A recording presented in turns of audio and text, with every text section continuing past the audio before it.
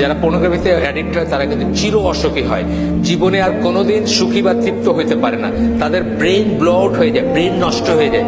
এটা নিয়ে কথা অনেক লেখালেখি হয়েছে। তাদের ব্রেনটা আর স্বাভাবিকভাবে ফাংশন করতে পারে না, চিন্তা করতে পারে না। 2 নম্বর হচ্ছে তারা ভায়োলেন্ট হয়ে যায়। তাদের ওই উত্তেজনাটা প্রশমিত করার জন্য তারা যে কোনো কিছু করতে পারে। এই যে বললাম, রেপ, খুনাখুনি, মারামারি সবকিছু করতে পারে তারা। আপনি দেখবেন, পড়লে এগুলো তো বাংলাদেশের খবরের কাগজে উঠে, এগুলো কোনো রাগটাক নাই। ফ্যামিলি ভেঙে যায়, বিয়ে।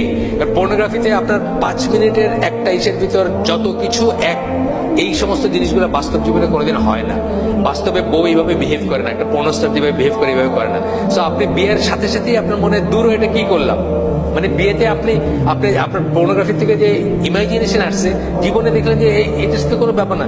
বাস্তবে একটা যদি আমাদের স্বাভাবিক মুসলিম বিয়ে হয়, যারা একে অপরের সাথে মেলামেশা করে নাই, আগে কেউ কাউকে চিনে না, অ্যারেঞ্জমেন্ট ফ্যামিলির থ্রুতে বিয়ে হয়েছে, তাদের 1 মাস 2 মাস 6 মাস লাগতে পারে অ্যাডজাস্ট করতে।